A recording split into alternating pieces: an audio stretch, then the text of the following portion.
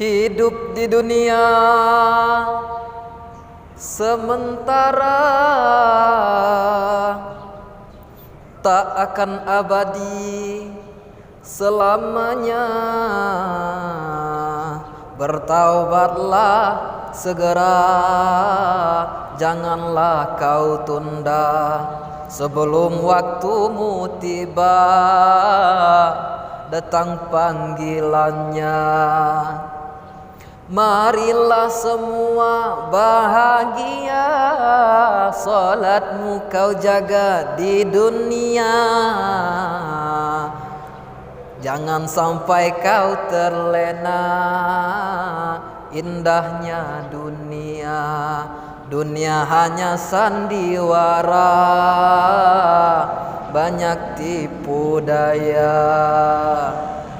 Assalamualaikum warahmatullahi wabarakatuh. Innal hamdalillah wassalatu wassalamu ala Rasulillah Sayyidina Muhammadin ibnillah wa ala alihi wa ashabihi wa mawalah, amma ba'd. Subhanakallahu ilma lana illa ma 'allamtana innaka antal alimul hakim. La haula wala quwata illa billahil aliyyil azim. Yang sama-sama kami banggakan dan yang sama-sama kami hormati Bapak Adi Saputra selaku dosen pengampu mata kuliah praktek ibadah kemasyarakatan. Yang sama-sama kami hormati Ibu Mirna selaku dosen pendamping mata kuliah praktek ibadah kemasyarakatan. Dan yang sama-sama kita banggakan rekan-rekanku, saudara-saudari kaum muslimin rahimakumullah.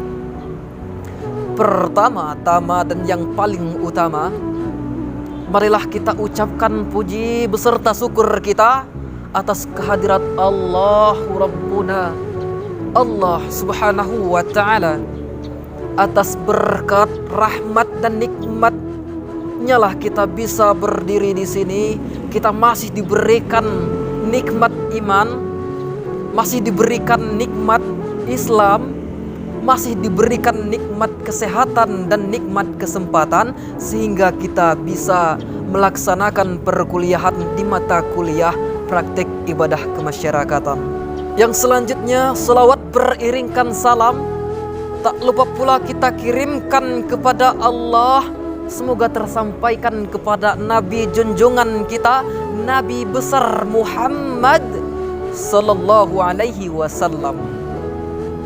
Berkat beliaulah kita dibawa dari zaman jahiliyah, zaman kegelapan, zaman kebodohan, zaman yang tidak mengenal kebaikan, menuju zaman yang sekarang ini, zaman yang penuh kebahagiaan, zaman yang penuh kenyamanan, zaman yang penuh ilmu pengetahuan, seperti yang kita rasakan pada saat sekarang ini.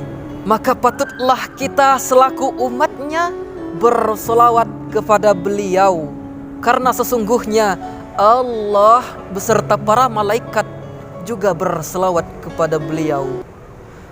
Innallaha wa malaikatahu yusalluna 'alan nabi ya ayyuhallazina amanu sallu 'alaihi wa sallimu taslima. Allahumma salli ala sayyidina Muhammad wa ala ali sayyidina Muhammad. Saudara-saudari kaum muslimin rahimakumullah, pada kesempatan sekarang ini izinkanlah saya menyampaikan ceramah singkat saya yang berjudul bagaimana cara meningkatkan atau cara menjaga sholat kita agar tetap khusyuk. Sholat merupakan sarana yang paling efektif untuk diri kita, untuk mendekatkan diri kepada Allah Subhanahu wa ta'ala. Makin dekat kita kepada Allah, maka makin tidak senang pula iblis dan syaitan kepada kita. Maka daripada itu, berbagai macam cara iblis dan syaitan mengaduk-aduk solat kita. Kita selaku umat muslim, saudara-saudari kaum muslimin rahimakumullah, hendaknya meningkatkan bagaimana kekhusyuan solat kita agar tidak diaduk-aduk oleh syaitan. Karena solat merupakan ibadah yang paling utama, yang nantinya paling pertama dihisab di yaumul hisab. Dan solat merupakan pondasi beragama pada diri kita. Bahkan kita selaku umat muslim diibaratkan bahwasanya solat merupakan tiang agama kita. Hadis riwayat Tirmizi mengatakan bahwasanya Rasulullah sallallahu alaihi wasallam bersabda, an Muaz bin Jabal radhiyallahu anhu qala Rasulullah sallallahu alaihi wasallam, ra'sal amrul islam wa amuduhus shalah. Yang artinya dari Muaz bin Jabal radhiyallahu anhu bahwasanya melihat Rasulullah sallallahu alaihi wasallam mengatakan bahwasanya inti pokok dari segala perkara adalah Islam dan salat adalah penopangnya. Hadis riwayat Tirmizi. Maka daripada itu kaum muslimin rahimakumullah, hendaknya kita meningkatkan bagaimana kekhusyuan salat kita agar tiang ataupun pondasinya tidak runtuh nantinya diaduk-aduk oleh syaitan. Ketika ibadah salat kita baik, maka ibadah-ibadah lainnya juga akan mengikuti. Ibadah-ibadah yang selanjutnya juga akan baik. Ketika ibadah kita, salat kita baik, maka ibadah sedekah baik dong. Kemudian ibadah Quran baik dong. Kemudian ibadah zakat baik dong. Dan ibadah-ibadah lainnya juga insya Allah akan baik dong. Saudara-saudari kaum muslimin rahimakumullah, Allah subhanahu wa ta'ala juga berfirman dalam Quran surah Al-Baqarah ayat 45 yang berbunyi, Bismillahirrahmanirrahim. Wasta'inu bis-sabri was-salah. Innaha lakabiratun illa 'alal khashi'in. Sadaqallahul azim. Yang artinya meminta pertolonganlah kepada Allah dengan sabar dan salat, karena sesungguhnya salat itu berat kecuali bagi orang-orang yang khusyuk. Di sini timbul pertanyaan bagi diri kita, bagaimana cara khusyuknya salat kita? Bagaimana cara meningkatkan salat kita agar tetap khusyuk? Syekh Ali Tontowi mengatakan ada 5 cara agar salat kita tetap khusyuk. Yang pertama, ketika berwudu jangan bercanda, ketika berwudu jangan berbicara. Karena sesungguhnya ketika kita berwudu, dosa berguguran, bercucuran dari wajah dan mengalir terakhir menuju kaki. Maka daripada itu janganlah bergurau, janganlah bercanda dan berbicara ketika berwudu, kecuali kita menanggapinya dengan berzikir, dan kecuali kita menanggapi ketika ada yang memberi salam. Maka daripada itu, ketika kita berwudu ingin menghadapkan diri kita kepada Allah, janganlah kita bergurau, janganlah kita berbicara. Karena sesungguhnya bukan perkara wudu yang membatalkan sholat, tetapi perkara mudarat yang lebih berat ke depannya, yaitu menghilangkan rasa khusyuk pada diri kita untuk melaksanakan sholat. Yang kedua, hindari yang namanya tasbih. Apa itu tasbih? Maka timbul dua pertanyaan. Yang pertama tadi, bagaimana cara kita khusyuk, dan yang kedua, apa itu tasbih? Jadi para hadirin rahimakumullah, tasbih adalah menjalin jari jemari atau membunyikan jari jemari atau menggerakkan jari jemari. Bahwasanya dari Ka'ab bin Ujrah, Rasulullah Shallallahu Alaihi Wasallam bersabda yang artinya, ketika kamu pergi menuju menghadap Allah, berwudu dan memperbaguskan wudukmu, dan keluar menuju masjid menghadap Allah, janganlah engkau menjalin jari jemarimu. Karena apa? Karena di sini menjalin jari jemari itu adalah mudarat untuk menghilangkan atau memperluas yang namanya ketidakkhusyuan kita dalam sholat. Nah, yang ketiga dari Syekh Ali Tantawi mengatakan, yaitu menyambut seruan azan. Ketika azan dikumandangkan, Allahu Akbar, Allahu Akbar, maka sambut dengan seruan azannya, Allahu Akbar, Allahu Akbar. Karena menyambut seruan azan di sini banyak keutamaan lainnya. Selain memperkuat kekhusyuan kita kepada Allah, juga menyambut seruan azan di sini adalah bentuk mendekatkan diri kita kepada Allah Subhanahu wa taala. Menyambut seruan azan di sini, kita mengaku bahwasanya kita adalah hamba-hamba yang taat untuk mendengarkan azan, baik itu di masjid maupun di rumah. Baik itu kita datang awal maupun datang di tengah-tengah azan berkumandang. Maka daripada itu, Syekh Ali Tantawi mengatakan, untuk memperkuat khusyuknya salat kita, maka sambutlah seruan azan.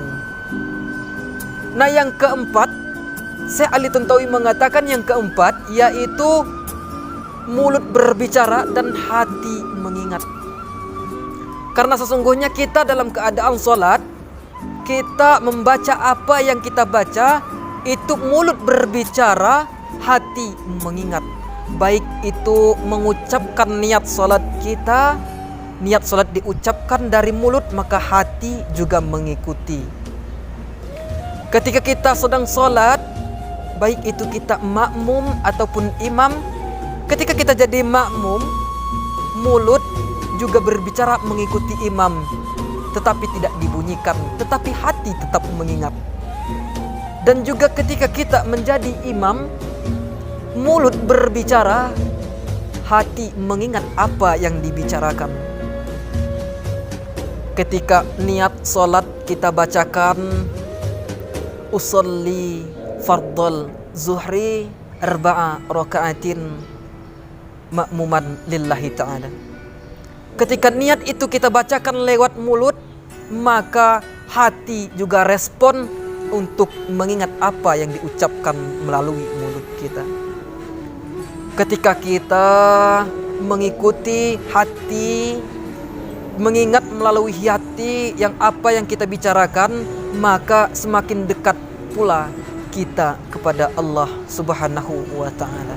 Nah, yang kelima ataupun yang terakhir yang dikatakan oleh Syekh Ali Tantawi, mengatakan bahwasanya yang kelima ini yaitu pahami bacaan salat. Ketika kita bisa memahami bacaan salat, maka semakin dekat kita dengan Allah Subhanahu wa ta'ala.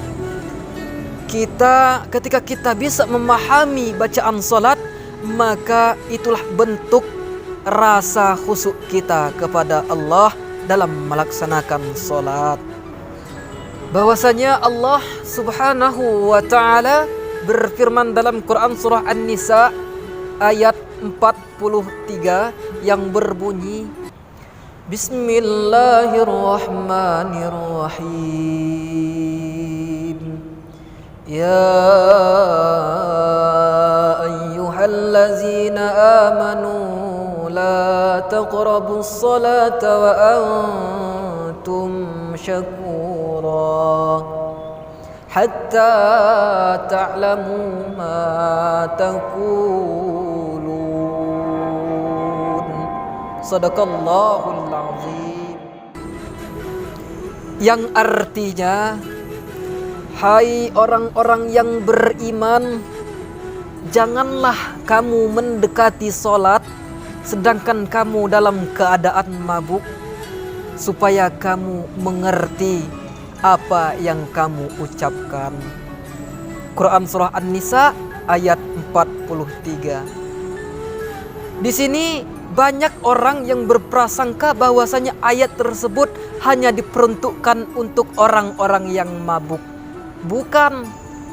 Karena sesungguhnya ayat tersebut membuktikan kepada kita bahwasanya salat harus memahami bacaan kita. Di sini mari kita bedah satu persatu kalimat yang ada pada ayat tersebut. Yang pertama, hai orang-orang yang beriman. Di sini diperuntukkan bagi kita orang-orang yang beriman, diperuntukkan bagi umat Islam yang memiliki keimanan. Kalimat yang kedua, janganlah mendekati solat.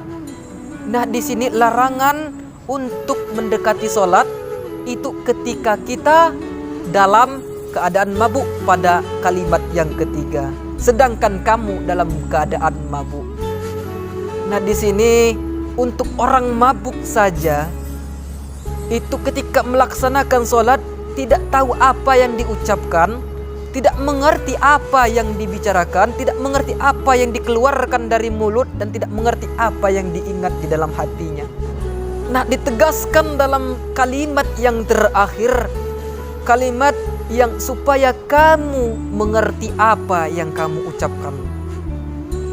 Nah, saudara-saudari kaum muslimin rahimakumullah, ketika kita mengerti apa yang kita ucapkan, kita pahami bacaan yang kita baca, kita mengerti apa yang kita lakukan, maka disitulah bentuk rasa khusyuk kita untuk sholat menghadap Allah subhanahu wa ta'ala.